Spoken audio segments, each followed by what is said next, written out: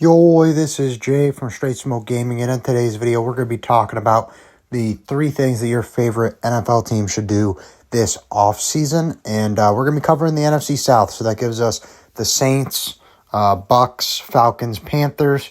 After this, all we'll have to do is the AFC South, then we have completed all of the divisions. So if you're not a fan of one of these teams, go ahead and check back on our channel. I've did every other one other than the AFC South to this point. So we're going to start off here, talk about the New Orleans Saints. Previous record, 5-12, not very good. Available cap, negative $47 million. That's dead last in the NFL. So obviously, first thing, Saints do this every year. Got to get themselves out of the negative cap. You're not going to be able to sign any free agents and or sign any of your draft picks. So you could do that through restructuring, cutting, trades, things like that. Number one thing I think they need to do is actually start the rebuild. I'm tired of this every single year, Saints being negative money. We acknowledge they need to get out of negative money, and then they go make a big signing just to put them back there. They gotta start fresh. Get rid of all the people that are putting you in negative money, because you can't win.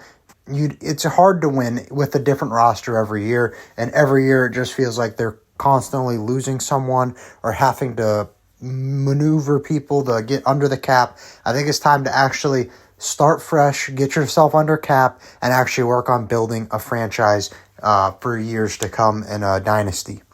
Number 2 thing that I think they need to do is find a cheaper bridge quarterback and take a shot at a quarterback in the draft. I would not do it in the first round because realistically, Shador and Cam Ward aren't going to be there. So I'm talking late round draft pick, like a Dylan Gabriel, a Jackson Dart, people of that nature. Take a chance on them. Take a flyer in the late rounds. You got Jay Kaner. You got Spencer Rattler. And then if you draft a guy and bring someone in, obviously you're going to end up moving Carr because that'll save you money. So bringing in a cheaper guy, kind of like a Jameis Winston type of guy, to lead the team for a couple of years while you figure out what you're doing at quarterback and if any of these guys are capable of being the franchise guy. I just think that's a smart move to do there. And number 3 is going to be give Kellen Moore time. He needs time. It's hard to fix a team that's especially negative cap like this. He's good offensive. He knows what he's doing offensively. So I feel like if you let him pick a guy in the late rounds and you kind of mentor him, you work with what you already have there, I think that would be good for the Saints. Kellen Moore knows offense. He's good offensive coordinator. A lot of his offenses that he was an offensive coordinator for were really well. They worked really well. You got the Eagles last year. He was the offensive coordinator for the Cowboys.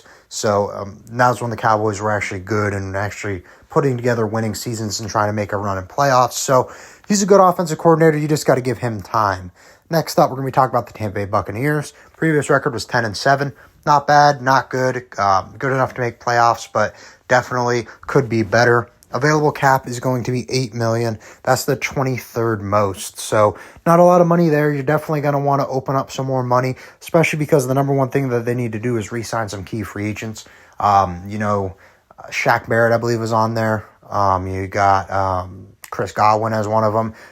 Might want to consider locking up Baker long-term. I believe his contract runs up next season. So to do all those things, you're going to have to make money. But the big thing is going to be re-signing some of those key free agents. You cannot let Chris Godwin walk. He's a really good receiver. He honestly makes Mike Evans' job easier because you have to worry about Chris Godwin. It's not just, it's only Mike Evans. We just got to guard Mike Evans, because you also got to guard Chris Godwin. So bringing back him, that's the main point for key free agents. Carlton Davidson is also a free agent. So you're going to want to bring back those guys. Those are important pieces to the team, especially if they want to keep having success. Number 2 is going to be finding a new offensive coordinator. Liam Cohen left for the Jacksonville Jaguars. He's the new head coach, and he was good at his job.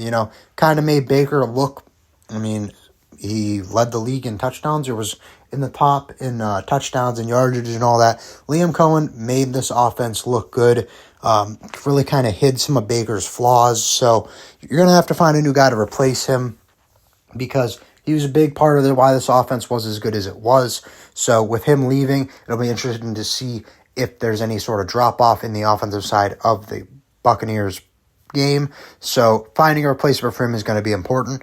Number 3 is going to be get Baker more weapons, and I mean that in the aspect of realistically, with $8 million, you're not going to bring back Carlton Davis and Chris Godwin. So you're probably going to end up letting Chris Godwin walk just because Jalen McMillan and you already got Mike Evans. So draft a guy. Take a chance on that. Try to find another a cheaper guy than Chris Godwin to play your wide receiver 2. I mean, Mike Evans is good.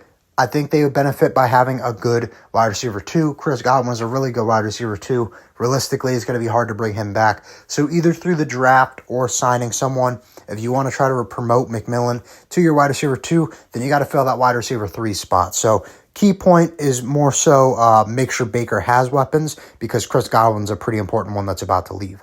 Next up, the Atlanta Falcons. Previous record went 8-9. Middle of the pack, had that switch in the quarterback room. So interesting there. They had $4 million in cap. That's the 28th most.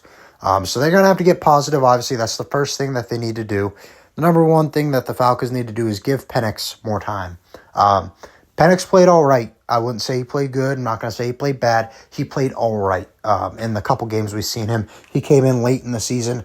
So he doesn't have a lot of NFL experience. He only played a couple games. So it's important for the Falcons and the Falcons fans to remember this season is pretty much his rookie season. This is where he's going to actually have to play multiple weeks in a row and a lot harder game planning. You're going to know the playbook a little bit more. They're not going to be as easy on you with play calls. So it's going to be completely different for Penix and the Falcons this year. The key thing is give him time. He's a good quarterback. He's older, so I think that should help him pick up on things quicker, sort of like what we've seen with Bo Nix, struggled a little bit, then it all clicked, and he played really well last year. You just got to give him time. Give him time. Don't rush him, because I think he could be a good quarterback, and this is really his rookie season. Number 2 is focus on the defensive side in the draft. Bulking up that defense. When you take a look offensively, they're good. You got Drake London. I'm okay with the wide receiver core. Darnell Mooney played really well. Ray-Ray McCloud as a 3 played really well. The offensive line's good. Bijan and Tyler Algier, really good running back duo. Probably one of the best in the NFL, if you ask me. Tyler Algier, his rookie season, was a 100 or 1,000-yard rusher, and then they went and added Bijan. So that's a good running back room. So the offense is good. You just want to keep bulking up that defense, making sure that defense is good to stop offenses like the Tampa Bay Buccaneers in your division. That's really the only competition right now. Panthers and Saints kind of struggling. Number 3, the thing that they need to do is going to be add offensive line depth. I say this every time that I talk about this. You can never have too much offensive line depth. These guys, they get hit every play. They're constantly banging heads.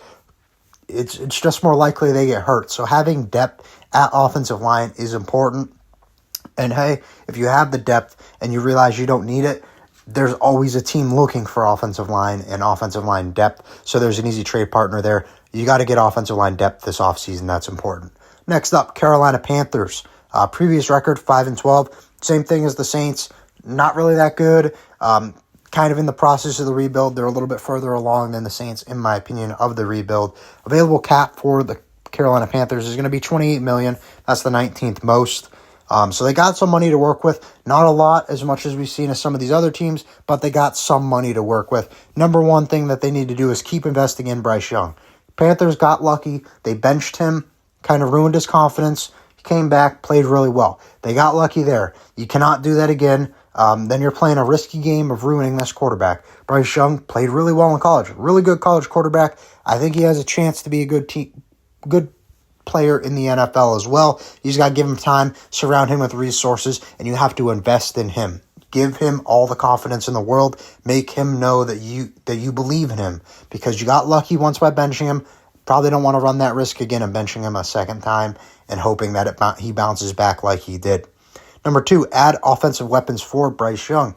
The run game's good. Chuba Hubbard, love him. Jonathan Brooks, I think he has a chance to be really good. So the running game, that's good. The receiving game is where it is. Tight end, kind of rough, so if you want to sign or draft a guy, especially in a loaded tight end class that it is this year, makes sense potentially trying to hit it in the late rounds of the draft. And then receiving-wise, they got Leggett. I like Leggett. I think he could be good. I don't know if he's an X Factor 1. That's the only problem I have with him. So getting him another good weapon, that's important to the Carolina Panthers' success. for the offense to kind of take the next step forward. And it's honestly just better for his development. And by offensive weapons, that also means improving the offensive line. You got to give him protection. You got to give a better offensive line. It makes the running game a lot easier.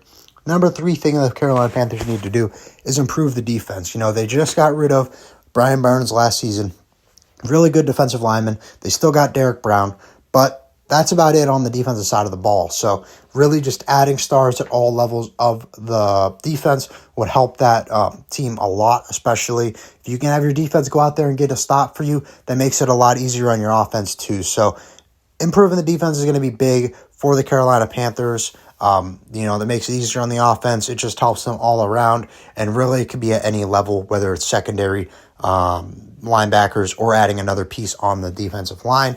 Overall, that's the division. Like I was saying, it's really kind of a 2-dog race between the Falcons and Bucs, at least in my opinion, going into this season, with the Panthers trying to keep working on the rebuild, and the Saints, in my opinion, just needing to actually hit the reset button, start the rebuild, take the big boy step, swallow your pride. It's got to be a little bit. You got to start a rebuild at some point. But when it comes to this video, that's all I got. So if you enjoyed, please remember to like and sub for more Madden content, and we'll see you in the next video. Bye, guys.